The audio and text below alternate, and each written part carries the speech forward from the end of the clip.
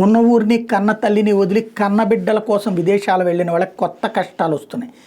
ఉపాధి కోసం కుటుంబాలను వదిలి ఎడారి దేశాలకు వలస వెళ్ళినటువంటి ప్రవాసీల్ని హడలెత్తిస్తున్నటువంటి పరిస్థితి. ఏ పిల్లల బంగారు భవిష్యత్తు కోసం వాళ్ళ కుటుంబాన్ని సొంతూరిని వదిలి ఎడారి దేశాలకు వచ్చారు. తిరిగి అదే కుటుంబం పిల్లల రక్షణ కోసం అన్ని వదిలి ఇంటికి వెళ్ళేలా చేస్తున్నాయి.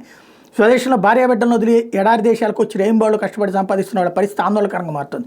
ఇంటి పెద్ద దిక్కు గల్ఫ్లో ఉండటం, స్వగ్రామంలోని ఇంట్లో ఉన్న పిల్లలకు తల్లి మాత్రమే దిక్కుగా ఉండడంతో ప్రవాసీలు పలు సమస్యలకు ఎదురవుతున్నాయి. కుటుంబానికి సరైన మార్గదర్శకత్వం లేక గల్ఫ్ వలసల ప్రభావం ఎక్కువగా ఉన్న జిల్లాల్లో పరిస్థితి గాడి తప్పుతోంది. దీంతో గల్ఫ్లో చేస్తున్న ఉద్యోగాలను వదిలి రాలేక మాతృభూమిలో కుటుంబాలు సరిగ్గా చూసుకోలేక ప్రవాసీలు సతమతం అవుతున్నారు.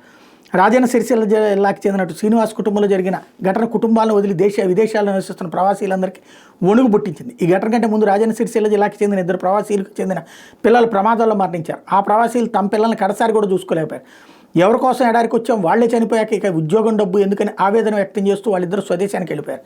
ఇక పిల్లలను బంధువుల దగ్గర నుంచి ఉపాధి కోసం విదేశాలకు వచ్చిన ప్రవాసీల పరిస్థితి మరోలా ఉంటుంది. అయిన వాళ్లే అత్యాచారాలకు పాల్పడడం, హింసించడంతో పిల్లల జీవితాలు నాశనం అవుతుంటాయి. తల్లిదండ్రులు ఆవేశంలో నేరాలకు పాల్పడుతున్నారు.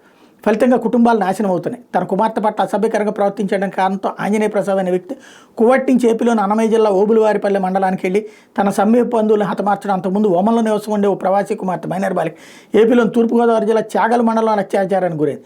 ఇట్లాంటి ఘటనలు ప్రవాసీలు హడలెత్తిస్తున్నాయి. దీంతో పిల్లలు ఎదుగుతున్న కొద్దీ డబ్బు అవసరం ఉన్నప్పటికీ వాళ్ళ ఆలనా పాలన కోసం చాలామంది ఉద్యోగాలకు రాజీనామా చేసి స్వదేశానికి తిరిగి వచ్చేస్తున్నారు.